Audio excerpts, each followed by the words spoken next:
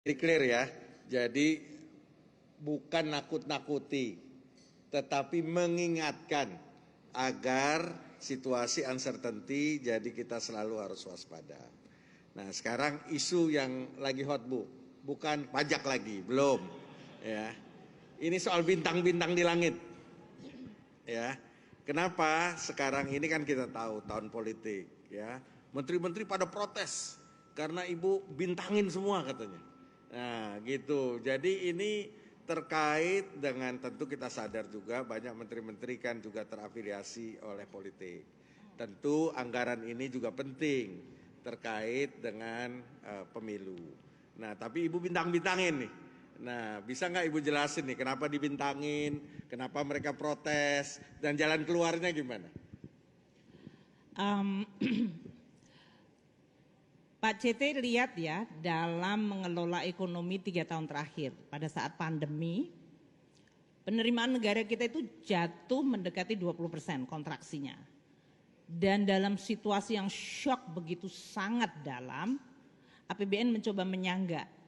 Bahkan belanja itu masih tumbuh mendekati 13%. Jadi penerimaannya jatuh, belanjanya justru tumbuh, makanya defisitnya melebar. Itu adalah bentuk yang disebut counter cyclical, shock absorber. APBN meredam shock. Karena kalau kita nggak punya APBN yang kuat, shock yang tadi jatuh penerimaan dan kita ikut jatuh dari sisi belanja, ekonominya bakalan nungsepnya dalam banget. Jadi kita mengabsorb shock yang luar biasa besar ini. Tahun 2021 kita sudah mulai tumbuh karena base-nya jatuh tadi, jadi tumbuhnya cepat. Namun kita kemudian kena Delta varian. Kita masih ada Omicron akhir tahun 2021, awal 2022. Jadi kita tetap memberikan support itu. Namun memang selektif, nggak semua, karena kementerian lembaga juga dalam situasi tidak bisa keluar, lockdown, PSBB, mereka juga nggak bisa menggunakan atau melakukan seluruh programnya.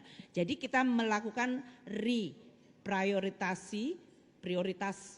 dimasukkan ke daerah yang memang sangat membutuhkan kesehatan, bantuan sosial, infrastruktur di dalam rangka konektivitas. Karena kita tahu dalam situasi seperti ini, kalau dulu kita belum punya jalan tol, pemulihan ekonomi nggak akan cepat. Orang nggak berani naik pesawat, orang nggak berani naik bus, orang nggak berani naik kereta karena takut tertular. Namun mereka udah kepengin keluar rumah. The only way adalah naik mobil. Dan naik mobil wirawiri itu dengan tol membuat mereka willing untuk take that opportunity. Jadi kalau kita lihat path pemulihan ekonomi kita itu, infrastruktur yang kita bangun dengan APBN, dengan uang pajak, karena dari tadi ngomong pajak-pajak terus, jadi jangan kemana-mana. Jadi pajak itu sangat, pajak untuk pandemi, pajak untuk bantuan sosial, pajak untuk infrastruktur, itu semuanya membantu apa yang disebut shock absorber dan memulihkan ekonomi. Nah sekarang kita masuk 2022 ke 2023. Kita udah alokasikan semua anggaran kementerian dan lembaga. The one thing that we don't know adalah yang tadi saya sampaikan, apakah 2023 itu global economy akan resesi atau enggak? Dan kalau resesi ini kira-kira sektor dan program apa yang akan kena? Siapa yang harus kita lindungi duluan? Sama seperti tahun 2022 kemarin Pak CT, kenaikan harga minyak yang sampai $120 itu, kalau kita enggak redam, rakyat harus membayar harga minyak 3 kali lipat. Enggak mungkin aja, ekonomi pasti nungsep. Makanya subsidi naiknya luar biasa, 150 triliun menjadi 550 triliun. Itu subsidi dinikmati seluruh rakyat Indonesia sehingga ekonomi kita bisa tumbuh dari pajak juga. Jadi sebelum Anda nanya pajak, saya ngomong pajak terus. Sehingga kalau kita bicara tentang tadi APBN kementerian lembaga yang kita sampaikan begini, Bapak dan Ibu sekalian, ini dalam situasi yang tidak pasti, tolong cadangkan dari belanja yang sudah kita alokasikan ya, dan kita tidak potong nih, cadangkan cadangkan itu artinya 95% Bapak dan Ibu sekalian tetap menggunakan anggaran yang sudah dialokasikan. Kita 5% ini saya bintangin dulu ya. 5% loh Pak. 5% dari 950 triliun. Fair enggak?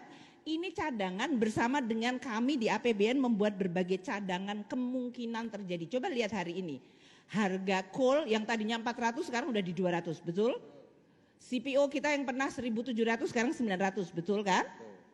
So that kind of volatility yang mungkin orang menganggap yaitu urusan Bu Menteri Keuangan deh, saya akan tetap jalan.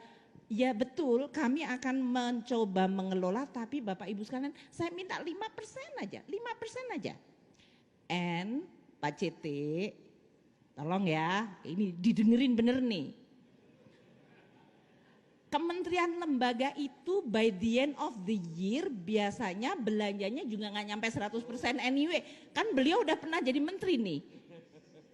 Dia bukan pengusaha loh, pernah jadi menteri.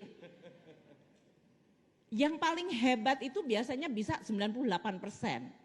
Rata-rata mereka di 94, 95.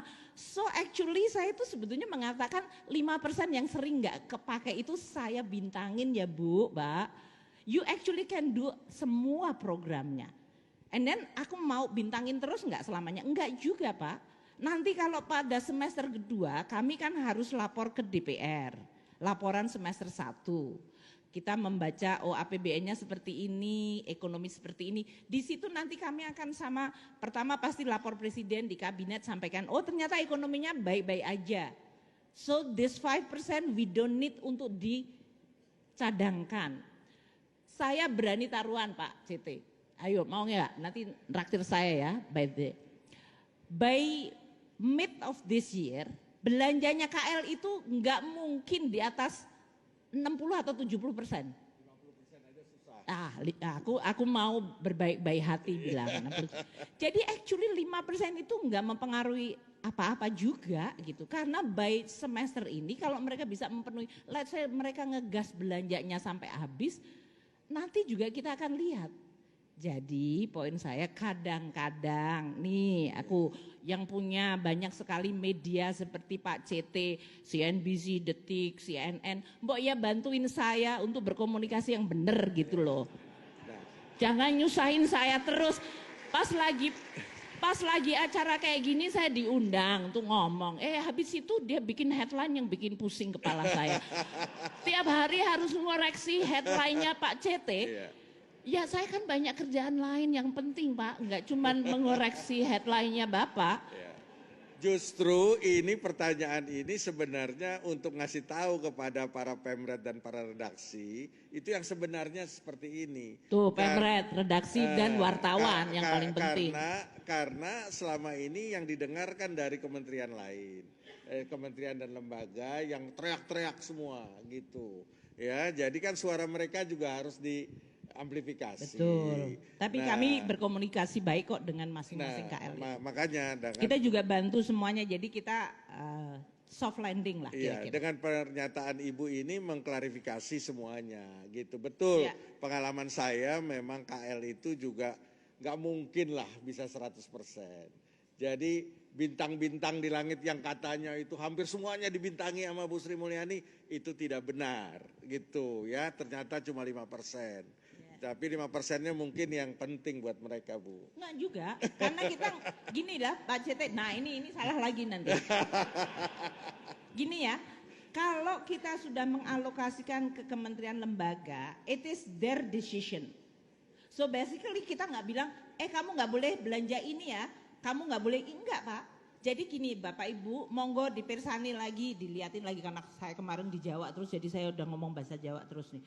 Coba dilihat lagi, Bapak dan Ibu sekalian, semua prioritas yang paling penting tetap jalan. Coba cadangkan 5% yang dianggap tidak prioritas. Kan kami nggak tahu Pak, setiap kementerian lembaga tahu persis belanja mereka, bukan kami yang menentukan. Kita memberikan amplopnya besar itu dan kemudian beliau-beliau yang harus mengelolanya.